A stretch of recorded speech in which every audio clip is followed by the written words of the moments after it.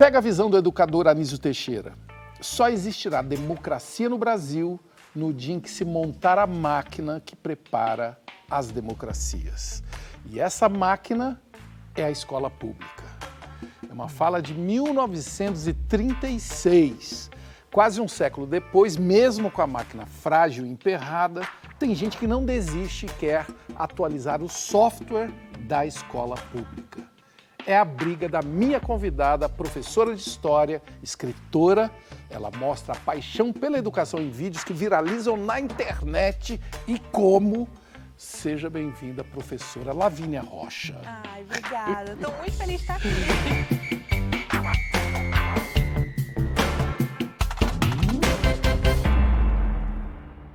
Não falta gente para falar dos problemas da educação do Brasil. Não. Eu quero começar de um jeito diferente. O que é divertido ser professor? Nossa, tem tanta coisa de diversão. Eu falei estava falando isso hoje, que quando eu tô trocando de horário, e aí eles falam assim, professora, posso te ajudar a levar suas coisas? Vai ter fofoca. São de que idade? Aí, 13, 14, 15 anos, e tem uns pequenininhos de 9, 10 anos. Tá. Então, eu vou tendo material, porque eu tô vendo quais são as inquietações deles, quais são os problemas, as relações com a família, com o namorado, namorada. Tá. Então, isso vai me dando material, então eu gosto muito disso. Tá. Eu gosto muito quando uma aula funciona, que nem todas funcionam, né? Nem tudo é perfeito. Mas quando uma aula funciona e o aluno sai, professora, essa foi a melhor aula que eu já tive. Uma vez eles reclamaram quando o sinal bateu e a aula seguinte era educação física. Eu falei, eu venci. Hoje eu venci. Uau!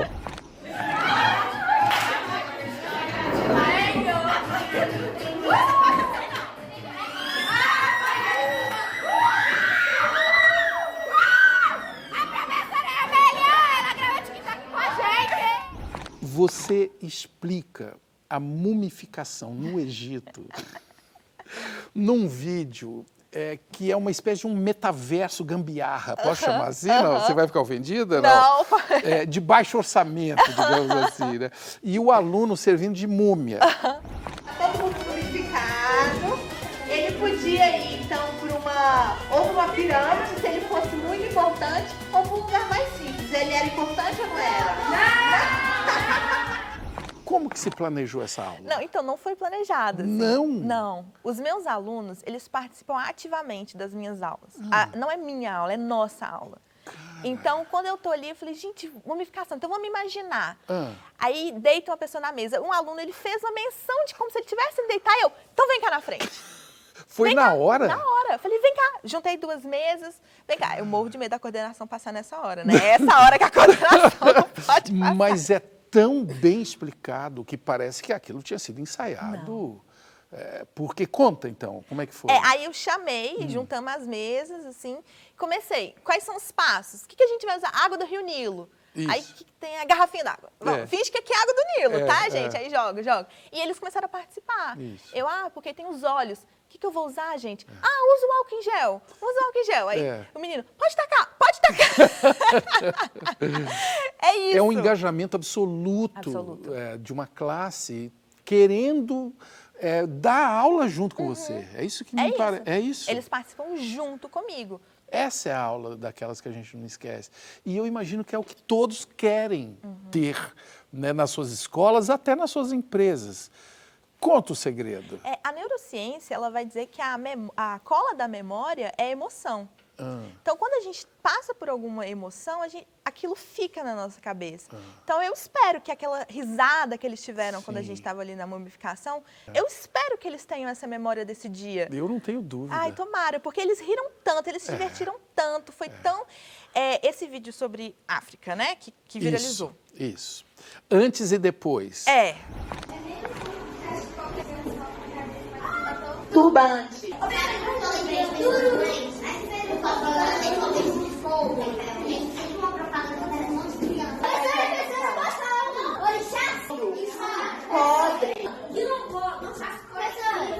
esse é outro também que as pessoas acham que, por exemplo, eu me planejei toda, até na minha roupa. E não. Você tá com uma bata, né? É um vestido que tem uma mulher negra. Isso faz parte de mim, do meu estilo. Você não tinha planejado para ir porque a aula era aquele tema? Não, inclusive eu não tinha lembrado ainda que era aquela hora planejada aquele dia, porque eu dou aula de manhã e à tarde. Tá. Então eu fui de manhã para os mais velhos com aquele vestido. Tá. E fiquei pra tarde, e aí a Socia caiu assim. E aí o figurino com cachorro. Não aparece no vídeo, mas tem que eu tive que cortar, tem 20 minutos a aula, né? Sim. Mas aí uma menina fala turbante, uma hora que a menina fala turbante, a outra fala, isso aí que tá no seu vestido, professora. Então eles vão, aí eu, que bom que eu vim com esse vestido hoje. Não foi nada planejado. Que maravilha, mas funciona de um jeito tão eficiente que eu quero insistir. Dá o segredo disso, porque os professores que eu conheço reclamam que os alunos não querem participar, ficam no celular, por exemplo. Como que você lida com o celular? Também tem celular na minha aula, né? Tem dia que eu dou um sabão também, faço um sermão, não é perfeito. As pessoas, minha amiga, acham que eu chego jogando flores. Amiga, você já deu um sermão? Eu falo, que isso? Já tirei de sala também. Tem isso também? Tem. Ocorrência. E aí, qual é o limite? Olha, a gente vai construindo juntos, né, esse limite. Eu sou muito paciente, eu vou conversando e eu tento sempre ir pelo emocional. Não faz isso não. Estuda pra minha prova, por favor.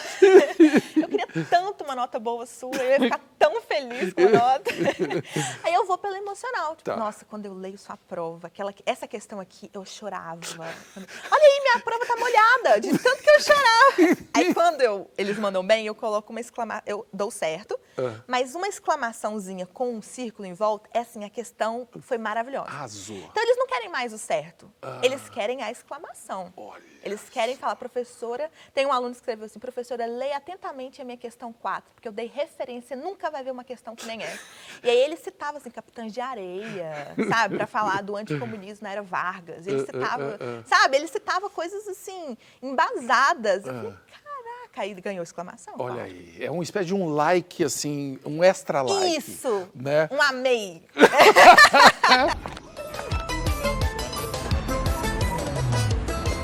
Milhão de curtida, minha gente!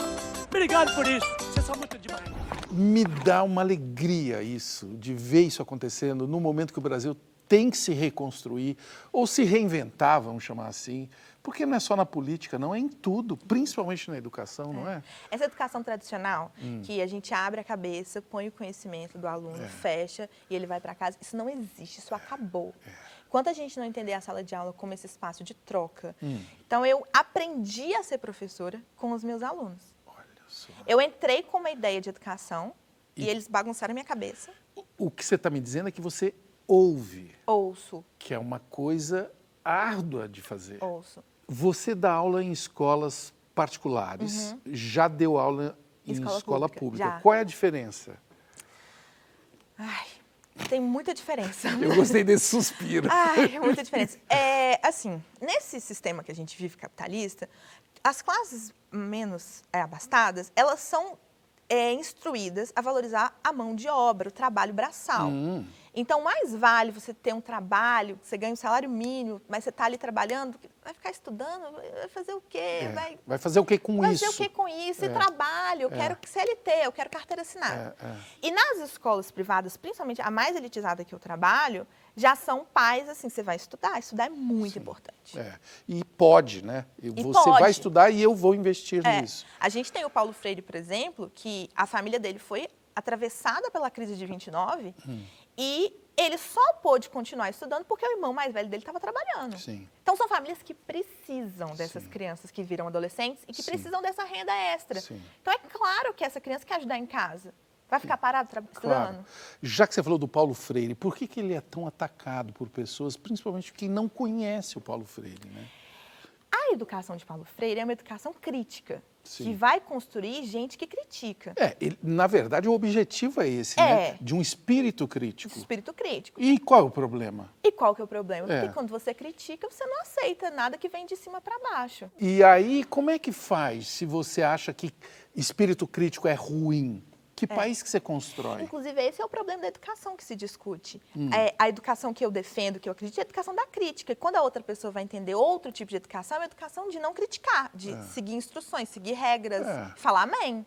Ou se conformar com uma receita, sei Isso. lá, uma fórmula que já está funcionando, digamos assim. Mas num mundo que o aplicativo tem que atualizar todo dia, quase, qual o futuro de uma nação que não tem poder de crítica, não é? Exatamente. Então você é a moça certa na hora exata de um mundo muito confuso, que as pessoas não sabem dialogar com os estudantes. Você está fazendo isso, Lavínia. Você não sente? Eu sinto. Na hora que eu tô falando com eles assim, eles vão entendendo, eles vão conversando comigo, aí eles me mandam mensagens pelas redes sociais, eles me marcam em memes históricos. Eu amo quando eles me marcam em memes históricos. Sei. Falei, eles estão entendendo o que eu tô falando, Sei. esses danadinhos. Olha, e isso nas redes sociais, Nas né? redes sociais. Que às vezes são coisas demonizadas pela escola, né? Pelos pedagogos, as redes sociais estão estragando a educação. Você está falando de uma ferramenta, que ela pode ser uma ferramenta também. Não, hoje eu estava em livraria, por exemplo, muitos livros viralizam em redes sociais, daí eles vão para as livrarias buscar. Isso. Então as redes sociais têm muita coisa boa ali. O Diário de Anne Frank. Eu acho que todo mundo já escutou esse nome, Anne Frank. Todos deveriam ler esse livro, porque se passa em um momento real da história, a Segunda Guerra Mundial, o Holocausto, e que nunca deveria ser esquecido. Como que se aprende a ensinar? Ensinando. Você tem Ensinando que ir mesmo. na cara e na coragem. Tem que pular na piscina. Tem. Eu morri de medo. Eu falei, eu não estou pronta para assumir uma sala de aula. E eu continuo não pronta. Continuo. E você decidiu que era isso que você queria fazer quando? Eu falei milhões de coisas. Eu comecei pequenininha falando que eu ia ser professora. Desde pequenininha? Desde pequenininha. E minha mãe é professora. Então o amor vem de casa, né? Tá. E aí a minha mãe falava, tá bom, tal. Lembra eu fui crescendo mais? E aí eu falei milhões de coisas. Falei que eu ia ser médica, psicóloga. Fui fazer um curso de ciências sociais primeiro. Tá. Não gostei. Tá. Falei, meu negócio é educação. Porque coincidiu no momento que eu estava dando muita palestra em escola. Eu já fui mais de 250 escolas palestrar sobre meus livros, minha carreira. E aí eu falei, meu lugar é a escola. E a minha mãe falou, minha filha. Minha filha, eu já vi esse filme. Minha filha, educação.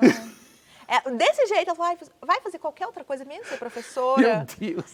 Dentro de casa Dentro você de não casa. teve o estímulo. Aí, mas depois ela passou um pouco, Lavínia, sabe o quê? Você não vai ser feliz em outra carreira, não. Seu negócio é educação. Mas você vai sabendo. Eu fui sabendo. Você vai sabendo que a coisa é danada. Então, quando eu entrei no curso de História, eu falei, eu quero dar aula. Eu quero dar aula em educação básica. E eu fui fazendo estágio, no estágio eu ficava empolgada, mas é sempre muita gente tentando te desmotivar. Eu entendo também. Muita gente? Muita, todos os dias, Quem? tá? Meus colegas de mesmo? professores falavam, Lavínia, larga isso. mesmo? Eles falam, eu comecei assim, como você. Aos poucos, isso tudo aqui, foi me desanimando. Não deixe isso acontecer com você. Desiste, vai para outra coisa. Fazer concurso público, juro. Desiste, vai pra outra coisa. Vai ser escritora E aí, só. como é que você recebe isso? Eu recebo, assim, com muito... eu tento ser empática também, porque eu entendo de onde Claro, vem, sabe? lógico. Eu entendo de onde Dá vem. pra Eles têm entender. razão para poder falar o que eles estão falando. Sim. Eu concordo, eu falo, tá, mas você acha que ser escritora também é a resposta? Pessoas que sofrem com falta de acesso à saúde, companheiras, empregadas domésticas, todos e todas que sofrem com a falta de transporte, todos e todas que têm seus direitos violados. Vocês existem e são valiosos para nós. Com esse compromisso, quero ser ministro de um país que põe a vida e a dignidade em primeiro lugar. Tem gente querendo fazer pergunta para você. A Lucy, o que eles estão achando de viralizar Lavínia? Deve estar sendo engraçado a reação. Eles estão eufóricos. Isso eu tenho certeza, eles nunca vão esquecer. Porque eles fizeram parte dessa viralização da sua aula, Sim, né? e eles acham que sou eu. Professora, você tá famosa. Eu falei, a gente tá. Esse vídeo não seria nada se não tivesse a vozinha de vocês. Coisas que vocês pensam quando eu falo África. Você mostra que antes tinha aquela visão padrão, que é a ignorância que nós temos sobre a África, né? E o depois é de uma riqueza. Eu vou perguntar de novo. Se eu falar África, o que vocês imaginam? Ele sabe muito sobre a agricultura. Nanã. Candomblé também.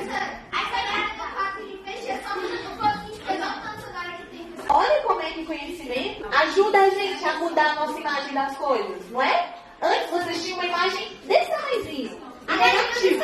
Agora o meu desse tamanho. É uma riqueza. E o mais bonito de tudo pra mim no vídeo É. é quando eles percebem o que eles fizeram. Quando a menina para e fala, professora, você lembra do outro? Tinha só um tiquinho de coisa? Olha esse. Quando eles percebem, aí arrepia, a gente quase morre. Tem um comentário assim, você sabe que você venceu, né, professora? Foi o dia que eu saí, putz, a educação vale a pena. E a gente que assistiu também. Por isso que você está aqui, né, mocinha? Eu estou aqui com essa professora de história, né? Por isso, no próximo bloco, eu separei algumas coisas que nós precisamos aprender sobre a história do Brasil com ela. Vamos lá? Vamos. Até logo, pessoal.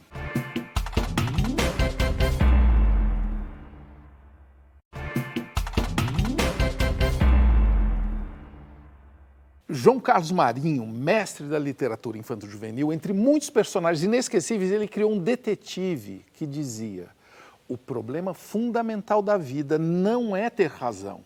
O problema fundamental da vida é não ser chato. A minha convidada não é chata, né? Vocês estão percebendo. Ao contrário, ela é uma professora de história que transforma uma matéria cheia de nomes, datas, decorebas, numa coisa atraente, que desperta a curiosidade dos alunos. Ô, Lavínia, entrega esse segredo, é isso? Entrega esse segredo. Esse pessoal lá de Minas vai entregando tudo devagarzinho. A gente fica segurando. Daquelas beiradinhas, né? Desconfiado. Tem um segredo? Ou tem vários? Primeiro que não dá pra reproduzir, né? Não tem como eu querer repetir ninguém, não tem nem como ninguém me repetir. Sim, sim. Mas, por exemplo, tem como se inspirar. Esse vídeo da África, essa metodologia de começar é antiga, não é nada revolucionário, Sim. mas eu vi de um professor, o Johnny Matos, no Twitter, ele fez isso com o 7º ano dele, eu falei, quando eu chegar em África, o que eu vou fazer? Olha só. Então, eu me inspirei nele. Olha aí. E eu registrei, isso também é muito importante. Tem muita coisa incrível que as pessoas, a gente não conhece, a gente não vê, porque as pessoas não registram. Trabalho bom é trabalho visto. Aliás, eu vou entregar que eu te encontrei no TikTok. E foi assim que, enfim, você chegou aqui. Eu estava vendo um negócio, falei, o que é isso? E como sempre acontece no TikTok, de uma maneira aleatória, claro, com uma mira, eu estava buscando coisas de educação, que é a minha paixão também, né? E isso pode acontecer de uma maneira intencional, é isso que eu quero dizer. Não é? Você não acha que isso pode virar uma metodologia? Sim, com certeza. Eu estou falando de coisas sérias mesmo, não estou falando aqui de brincadeira só. Nós temos, aliás, exemplo, brincadeira é coisa séria. É coisa seríssima, porque brincando você aprende demais. Isso tudo tem nome, né? Chama metodologias ativas. É quando os alunos fazem parte desse processo. A gente tem vários tipos, né? A gamificação, que é a minha preferida. Sim. Então eu pego coisas que eu amo fazer, coisas que eu amo jogar na minha vida pessoal e transformo em história e levo para os meninos. Não sei se você chegou a ver da Revolução Industrial. A gente fazia uma fábrica de sapato. Eles eram personagens da Inglaterra. Eu quero ganhar dinheiro. Então eu demito todo mundo que não faz bem e tem tanta gente querendo trabalho. Tudo bom. Você trabalha numa fábrica, é empoeirada, você é criança, você é adulto, você perdeu seus pais, você perdeu seu filho. Então, eles tinham um personagem. E eles tinham que incorporar. Você trabalha 16 horas na minha fábrica. Ele, 16 horas, vou fazer uma greve. E eles começaram a lutar pelos direitos. E aí, eu fui guiando e eles foram seguindo os passos da Revolução Industrial de fato. Até a gente chegar nos sindicatos, na luta pelos trabalhos. Foram vivendo, né, o que eles tinham que aprender. Depois, quando a gente foi para a sala de aula, eu falo, os ludistas, que são os que quebram as máquinas. Aí eles já sabiam que eram os ludistas, porque eles foram os ludistas. Eles quebraram as máquinas lá na sala. E eles quebra. É um caos criativo.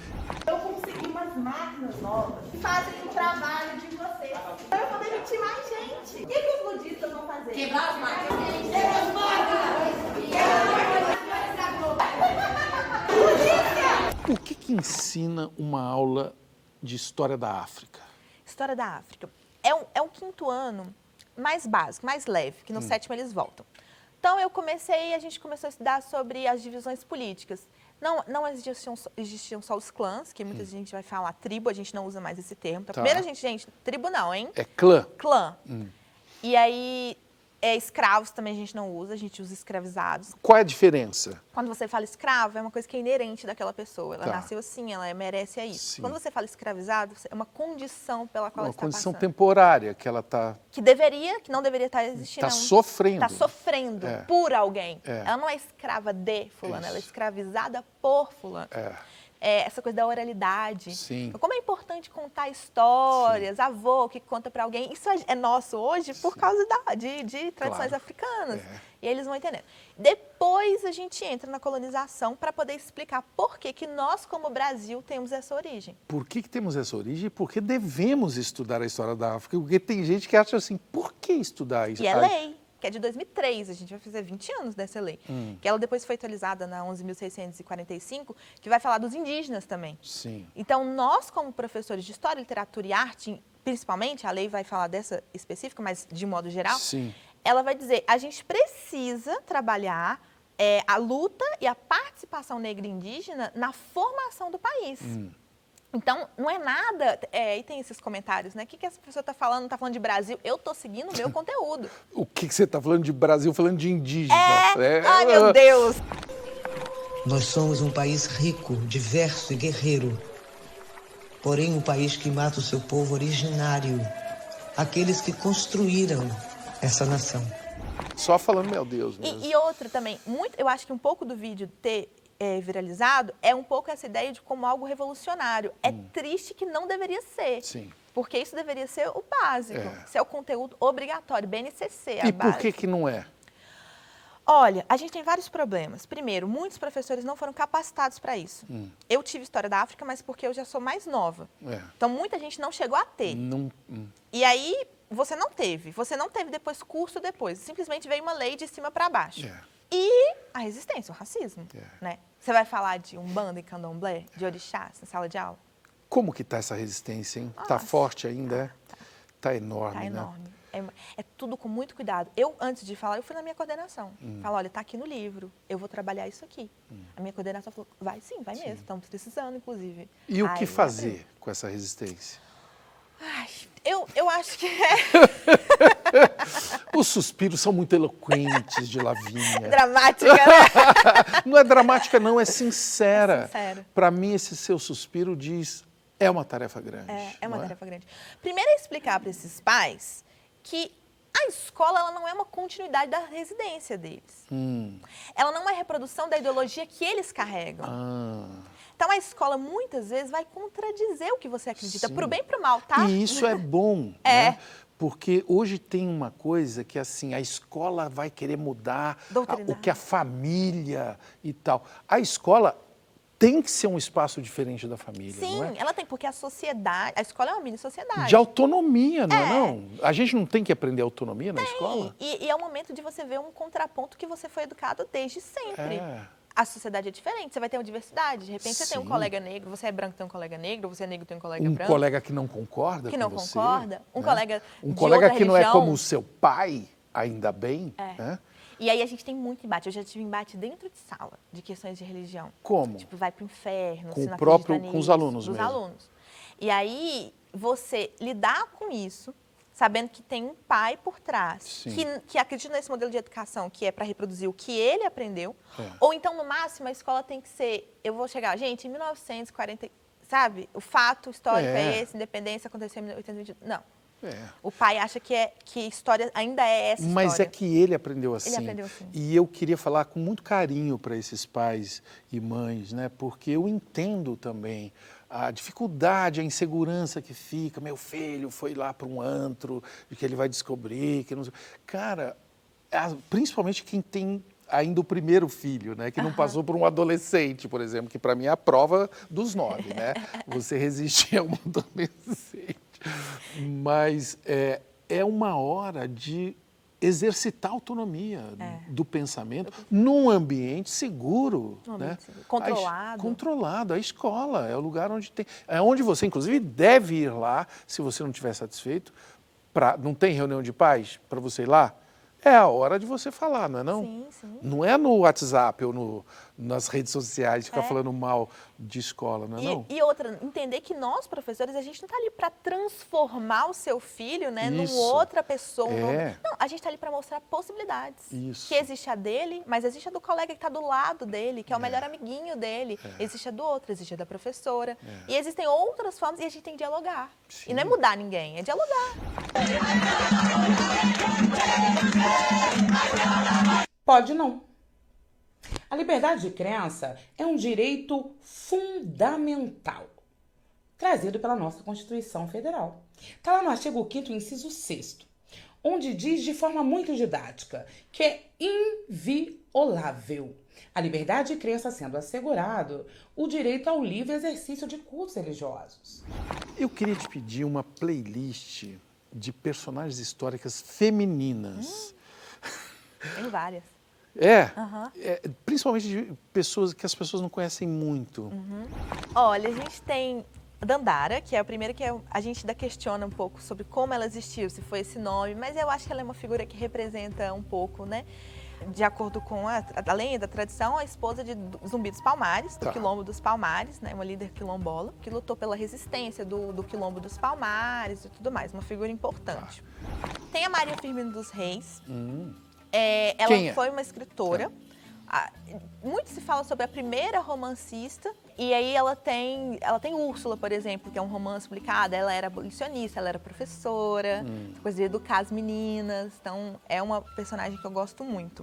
Tem a Maria Filipa, que é outra mulher negra, marisqueira, que lutou nas guerras de independência do Brasil, da Bahia, e ela tem uma estratégia muito interessante, que os portugueses estavam invadindo a ilha, que fica um pouquinho pertinho ali de Salvador, e na hora que eles vão invadir, ela junta com outras mulheres e atrai os portugueses para o meio da mata, assim, seduz, sabe? Sei. Quando eles chegam lá, estão tirando a roupa, ela dá uma surra de cansação, enquanto a galera bota fogo na embarcação portuguesa. Resistência!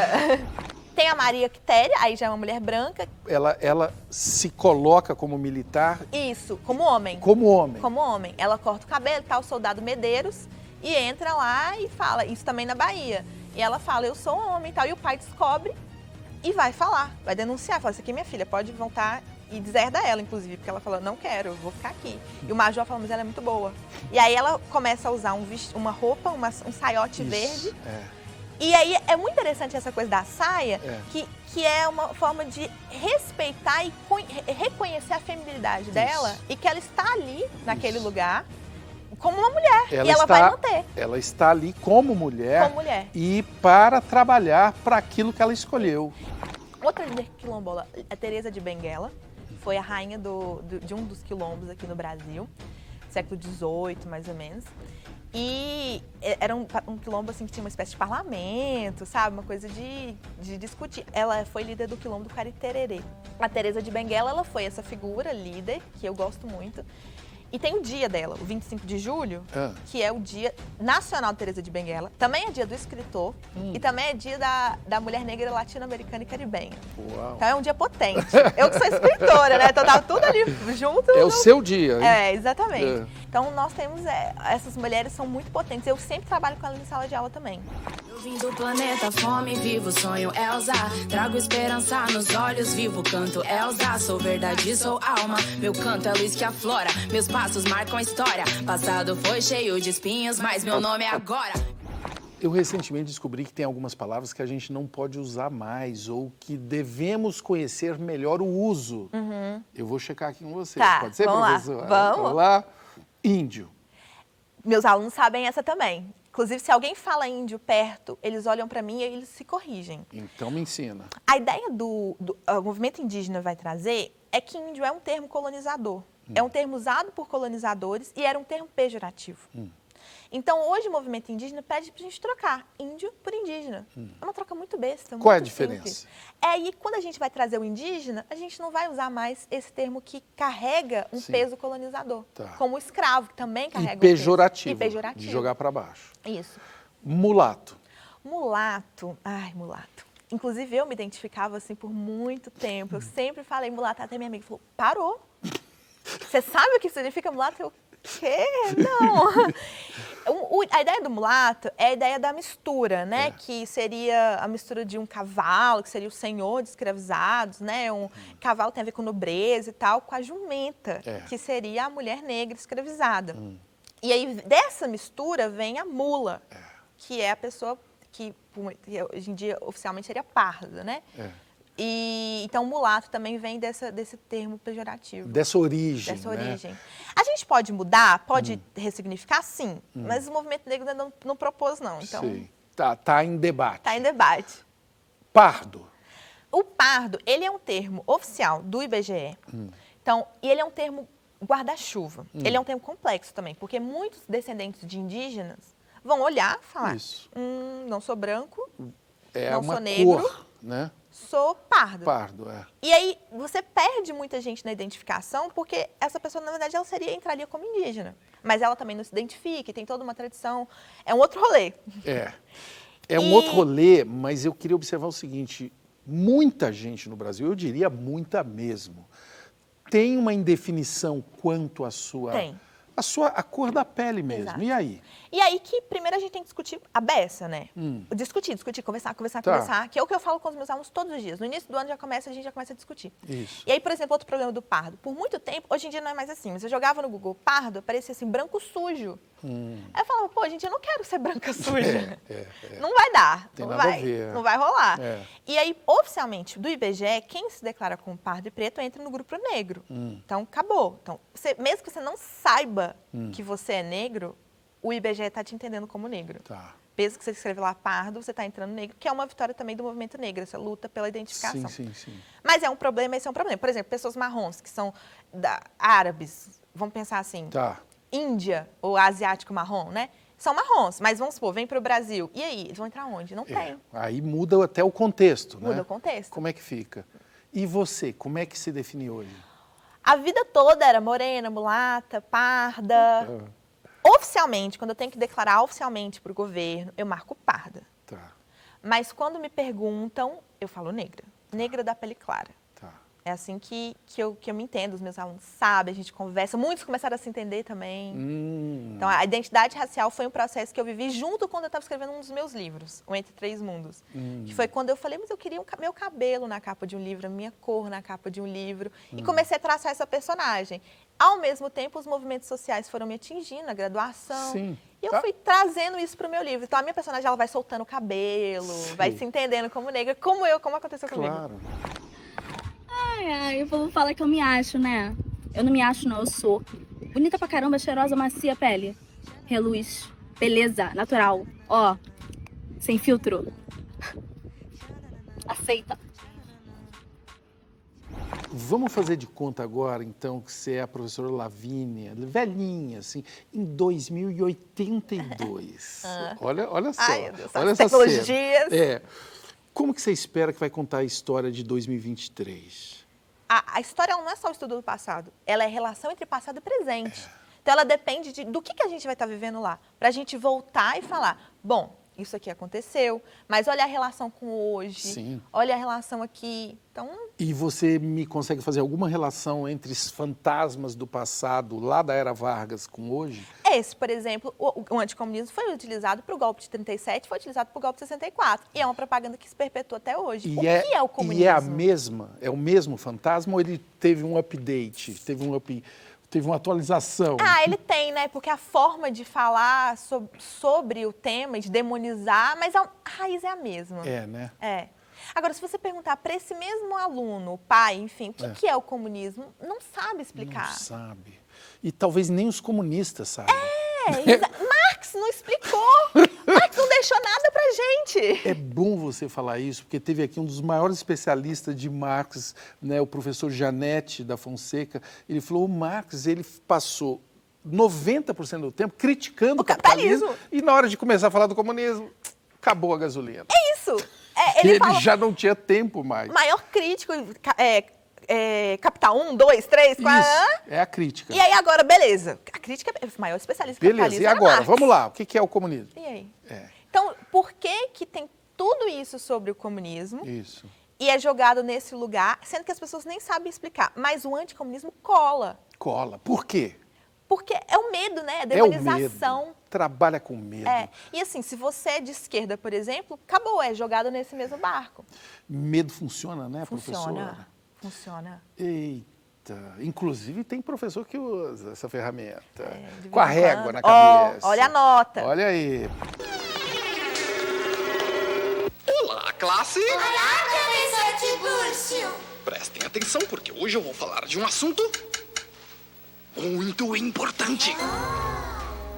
No próximo bloco, o papo é sobre a vocação maior dessa menina, contar histórias. Até loguinho.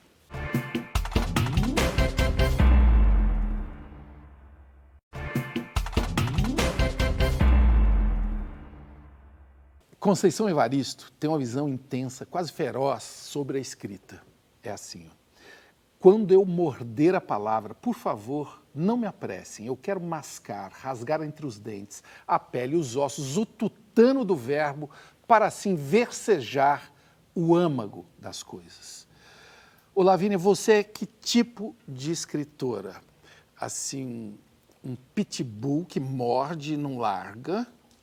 Ou assim, a vaca sagrada da Índia que fica contemplando, sabe, ruminando? Interessante isso aí, viu?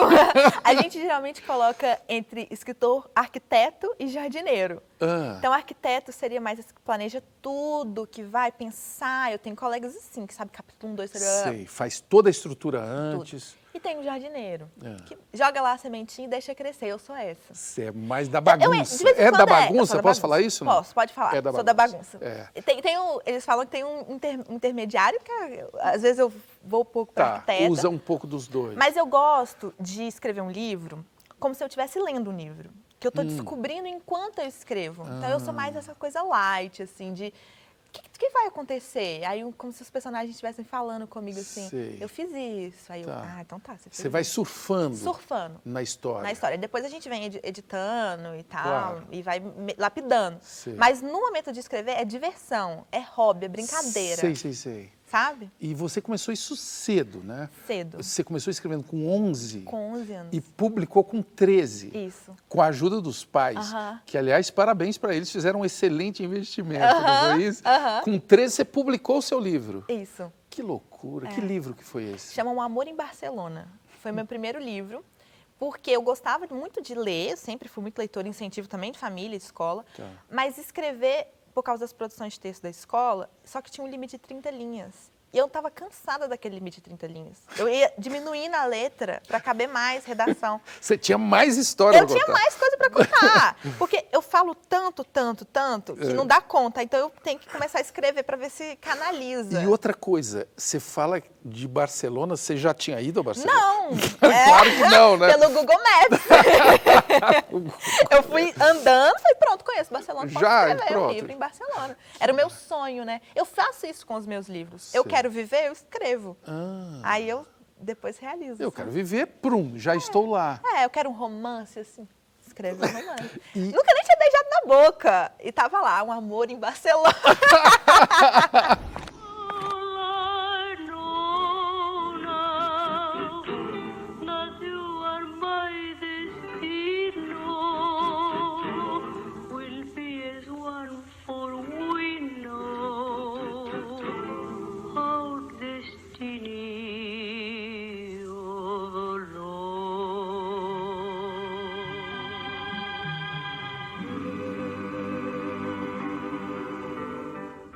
O que falta para a gente ter mais escritores negros no Brasil?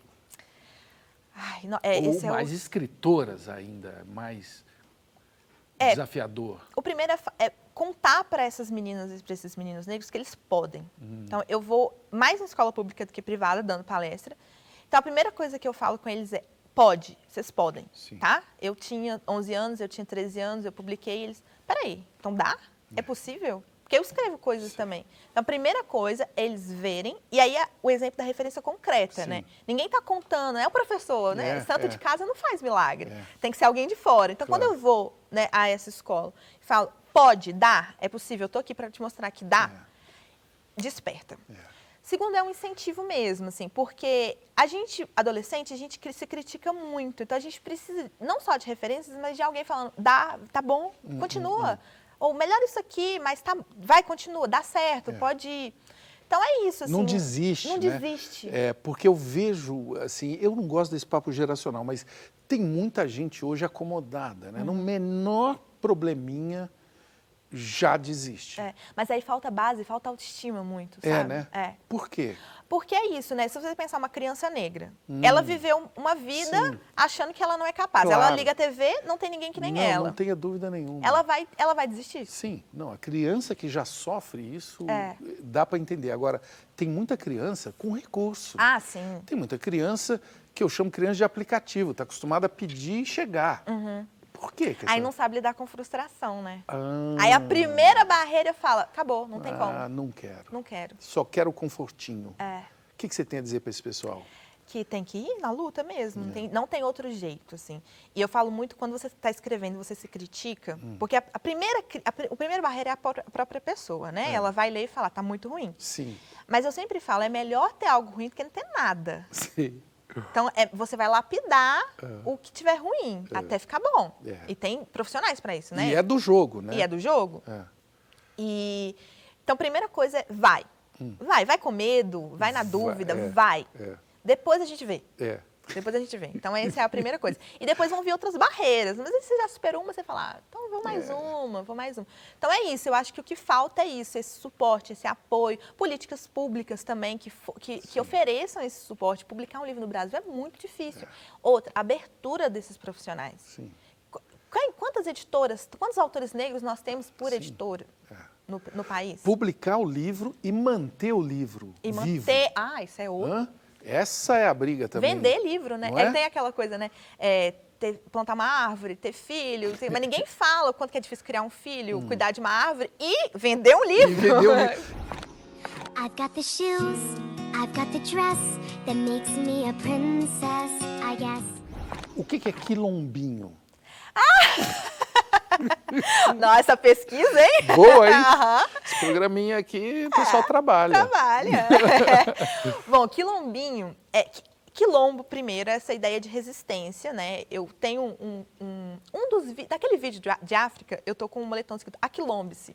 Essa ideia de resistir e tal, que existiu nesse momento de escravidão, mas que existe até hoje, né? As comunidades quilombolas, que esse lugar de resistência. Esse quilombinho é um grupo. Nós somos 4 escritoras negras que nos encontramos por acaso, assim, de jeitos diferentes, a gente se esbarrou e a gente se juntou nesse lugar de resistir ao mercado editorial racista, que a gente já viveu muita coisa. Tem uma coisa em comum nesse grupo que você precisa me entregar, mulher. Afrofofoca. Nossa, as meninas vão rir demais disso. Nós somos 4 escritoras negras. Solane Quioro, Olivia Pilar, Lohane Fortunato e eu. A gente está naquele momento. Tá ali já conversando mesmo. A gente está falando sobre oralidade, sobre uma tradição de muitos grupos africanos. Nós estamos falando de afrofofoca. Então a gente está ali, troca um segredo, troca uma reclamação, troca uma coisa, a gente se uniu. Um fato de bastidor. Isso. Até livro a gente já fez juntas. Até livro. Chama Flores ao Mar. A gente está lançando agora, que tinha versão digital, agora a gente vai para a edição física. Esse programa se chama Provoca. Eu tô querendo falar de fofoca porque você já falou essa palavra quando você se referiu aos seus alunos. E transformou a fofoca num aprendizado. Sim. Fofoca também é aprendizado. Gente, vocês não sabem o que aconteceu com Getúlio Vargas. Aí ele fica o quê? Jânio Quadros. Como é que Jânio Quadros... Professora, como é que Jânio Quadros renunciou? Próxima aula eu te conto. Professora, só fala isso, professora, o que ele fez que ele renunciou? Próxima aula eu te conto. Bafo. Bafão, 2 mineiros resolveram viajar pro Egito. Chegando lá, um vira pro outro e fala: Não, Zé, esses bichos gigantes de pedra estão dormindo. Aí o outro responde: Não, uai, presta atenção, só. Só lê a placa aqui, ó. Tá falando que é esfinge. Qual é o papel da escola no estímulo à leitura? Fundamental, porque nem sempre vem de casa. E mesmo quando vem de casa, a escola tem esse lugar dos adolescentes trocarem, né? Então, eles são os próprios influencers. Sim. Então, se você tá ali levando livro. Então, eu vejo uma abertura. Tem um livro que está fazendo muito sucesso. Eu tenho esse livro, eu começo a emprestar. Eu vejo que pegou bem, eu já começo a levar outro, levar outro, levar outro, levar outro. Eu falo que eu tenho de vez em quando eu esqueço que eu sou professora de história, eu viro bibliotecária, né? Sim. E é um papel que, muitas vezes, os pais acabam não exercendo dentro, porque as crianças ou os adolescentes e pré-adolescentes, eles fazem o que os pais fazem. Não o que os pais mandam eles fazer, não é verdade? Então, a escola tem um papel aí. E muitas vezes os pais não reconhecem. Você concorda? Concordo. Eu quero falar um pouco mal dos pais, você me permite? Eles estão me vendo. Porque eu sou pai, né? Eu tenho um filho na escola e muitas vezes os pais terceirizam a educação dos filhos, acham que é a escola que tem que resolver a educação. Tudo. Não é? Sim. Não é assim. Não é, porque eu tenho, por exemplo, 3 horas semanais com seu filho, pai, querido pai. Isso. Eu não tenho. A base é sua. Sim. A base é sua, vem de casa. E pergunta para ele quantas horas ele tem com o filho por semana. E desde quantos anos? Às vezes ele não tem essas 3 horas. Mas você falou do exemplo, é muito real. A gente está viciado em celular, como sociedade. Então o pai está lá no celular e fala, filho, vai ler. Pai, como assim, pai? Como assim? Como assim? Eu tenho um aplicativo melhor que esse que você está usando. Né? Exatamente. Então, de repente, isso levar para os pais. Eu tenho muitos pais que leem meus livros. Que o menino tem que ler pela escola, adotou, o livro foi adotado e tal. O pai vai lá e pega para ler também. Aí leva no lançamento do meu livro, leva nos meus eventos e fala, eu também gosto de ler essa literatura. Olha aí. E ele fala assim, muito obrigado, você tirou o tablet da mão do meu filho. Eu fiquei 4 dias sem mexer nas redes sociais e no meu telefone e foi isso que eu aprendi. Primeiro que a gente se cobra demais. A gente fica tentando comparar a nossa história com a de outras pessoas e isso ferra a nossa cabeça. 2, a gente não aproveita os pequenos momentos. E eu percebi que se eu ficar a vida inteira procurando o que me faz feliz e não aproveitar o dia a dia, eu vou chegar lá no final e vou falar, caralho, eu devia ter aproveitado a jornada. Nós temos algumas coisas em comum. Eu tenho um pezinho em Minas Gerais, ali na divisa, no Triângulo Mineiro, e os nossos pais são professores. No começo, isso te causou algum tipo de ruído? A sua mãe ser professora, o seu pai ser professor? A minha mãe, ela sempre esteve do lado do professor. Então, toda vez que eu chegava em casa, mãe, o professor tá me perseguindo. Qualquer coisa que eu inventava, minha mãe, posso você tá dando motivo. Ela sempre esteve do lado da escola, sempre apoiou muito a escola. Então, isso falava assim, putz, minha mãe não pode ser que nem as outras mães, que ia lá, faz barraco na escola. Não, minha mãe sempre foi de muito apoio, muito... ela sabia a importância da educação, então ela tentava a melhor escola para mim, ela tentou bolsa nas melhores escolas, ela foi... Porque veio da minha avó. Minha avó muito pobre, 13 filhos, mas estudar, vai todo mundo estudar. Mas você chegou a ter aula com ela? Não, não tive. Mas aí ia ser um problema, né? Então, eu tive. Você teve? Ai! Eu tive, mas eu já perdoei a minha mãe. No primeiro ano primário, ela me botou na sala dela. Isso não se faz, né? Isso não se faz. Mas sobrevivemos muito bem. Um beijo para dona Shirley. E primeiro ano primário é o dia inteiro, né? Com a mesma professora. É o dia inteiro. Não podemos nem falar. Não posso nem começar a falar. Suas memórias. É terapia, né? Pra desabafar,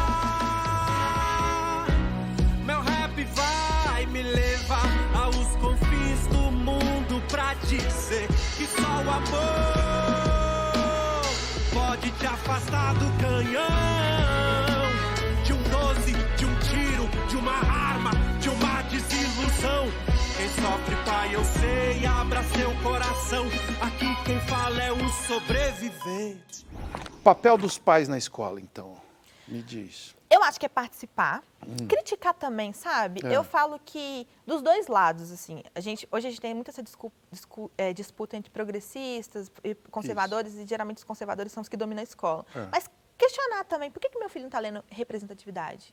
Quais são os autores negros? Questionar a escola, sabe? Botar a escola para pensar, atualizar a escola. Mas com muito respeito, porque quem está ali estudou para estar ali, sabe? Eu fiz 4 anos de graduação, eu tenho experiência, eu fui pesquisar, eu estou estudando, eu fiz pós-graduação. Eu quero dar o melhor para o meu aluno. E vamos conversar, a gente pode conversar, mas não é... O pai, muitas vezes, ele vai achar que ele sabe tudo. E que ele, principalmente nas particulares, por estar pagando, ele tem que receber um serviço. Um cliente. Um cliente, é como se fosse de novo, aquele negócio do aplicativo. Eu cliquei, eu recebi. Isso. Não é assim, né? Então, a parceria, os melhores alunos são aqueles com os pais que eu tenho parceria. Parceria, assim, de... O que é parceria? Eu vou mandar um para casa, o pai vai falar, vamos fazer junto, vamos fazer um trabalho. Outro dia eu dei um trabalho sobre pessoas negras.